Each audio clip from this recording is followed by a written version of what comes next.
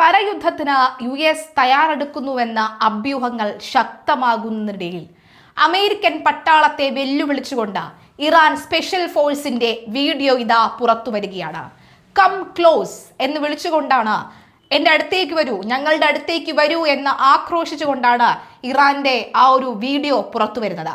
നിനക്കൊക്കെ ചാവാൻ ഇത്രയ്ക്കും ആഗ്രഹമോ എന്ന് ചോദിച്ച ഒരു ചോദ്യം പോലെയാണ് ഇതിന് അമേരിക്ക തിരിച്ച് അടിച്ചിരിക്കുന്നത്. അമേരിക്കൻ സൈനികരെ നേരിട്ട് തോൽപ്പിക്കാൻ തങ്ങൾ കാത്തിരിക്കുകയാണ് എന്നും അടുത്തേക്ക് വാ ഞങ്ങൾ തകർത്ത് കളയുമെന്നുമുള്ള സന്ദേശമടങ്ങുന്ന വീഡിയോയാണ് IRGC പുറത്തുവിട്ടിരിക്കുന്നത്.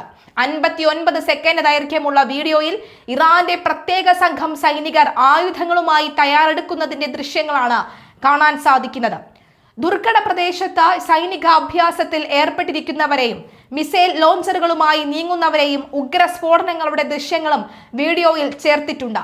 ഇറാനിൽ നഷ്ടമാകുന്ന ഓരോ ജീവനും അമേരിക്ക വലിയ വില കൊടുക്കേണ്ടി വരുമെന്നും അമേരിക്കൻ ടെക് കമ്പനികളായ Apple, Google, Meta, IBM, Tesla എന്ന് തുടങ്ങി 18ഓളം സ്ഥാപനങ്ങൾക്കെതിരെ ഇന്നു മുതൽ ആക്രമണം ഉണ്ടാകുമെന്നും ഇറാൻ ഇന്നലെ തന്നെ വ്യക്തമാക്കിയിരുന്നു.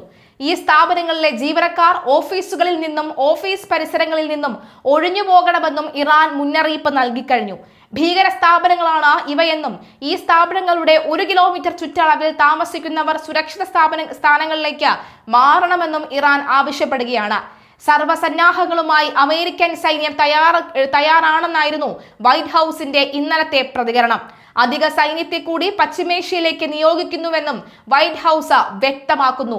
ഏപ്രിൽ 6-നകം യുദ്ധം അവസാനിപ്പിക്കാൻ ട്രംപ് ശ്രമിക്കുന്നുവെന്ന വാർത്തകൾക്ക് പിന്നാലെയാണ് കൂടുതൽ പട്ടാളക്കാരെ നിയോഗിച്ചത് എന്ന റിപ്പോർട്ടും പുറത്തു വരികയാണ്. അമേരിക്കൻ സ്ഥാപനങ്ങളുടെ സുരക്ഷയ്ക്കായാണ് നിലവിൽ സൈന്യത്തെ നിയോഗിക്കുന്നത് എന്നും സമാധാന കരാറിൽ എത്താനും യുദ്ധം അവസാനിപ്പിക്കാനുമാണ് US ശ്രമിക്കുന്നത് എന്നുമായിരുന്നു White House press secretary Karoline ലിവിറ്റിന്റെ പ്രതികരണം. ഓപ്പറേഷൻ എപ്പിക് ഫ്യൂറിയിലെ ലക്ഷ്യങ്ങൾ കൈവരിക്കുന്നതിലാണ് പ്രസിഡന്റ് ട്രംപ് ഇപ്പോൾ ശ്രദ്ധിക്കുന്നത്. അതിനായി കമാൻഡർ ഇൻ ചീഫിന് ആവശ്യമായ എല്ലാ സൗകര്യങ്ങളും ഒരുക്കി നൽകാൻ പെന്റഗണിന്റെ ജോലിയെയും അവർ പ്രതികരിച്ചിട്ടുണ്ട്. 3 ആഴ്ചയ്ക്കുള്ളിൽ അമേരിക്കൻ സൈന്യം പശ്ചിമേഷ്യയിൽ നിന്ന് മടങ്ങുമെന്നും യുദ്ധം അവസാനിപ്പിക്കുമെന്നുമായിരുന്നു ട്രംപിന്റെ ഒടുവിലത്തെ പ്രതികരണം. USS ട്രിപ്പോളിയിൽ മാത്രം 3500 മറീനുകളും സൈനികരുമാണ് ഉള്ളത്. ഇതിന് പുറമെ 7000ഓളം സൈനികരെ കൂടി പശ്ചിമേഷ്യയിലേക്ക് US നിയോഗിച്ചിട്ടുണ്ട്. മധ്യേഷ്യൻ ആകാശത്ത് ഇറാൻ നടത്തിയ വൻതോതിലുള്ള മിസൈൽ ഡ്രോൺ ആക്രമണത്തെ പ്രതിരോധിക്കാൻ സഖ്യകക്ഷികൾക്കൊപ്പം ബ്രിട്ടീഷ് വ്യോമസേന നടത്തിയ അതിസങ്കീർണമായ സൈനിക നീക്കത്തിന്റെ അണിയറ കാഴ്ചകൾ പുറത്ത്.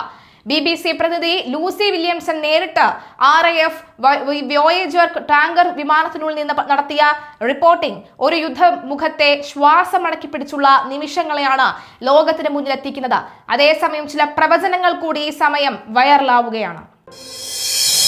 മലയാളി വാർത്ത plus, like, share and subscribe.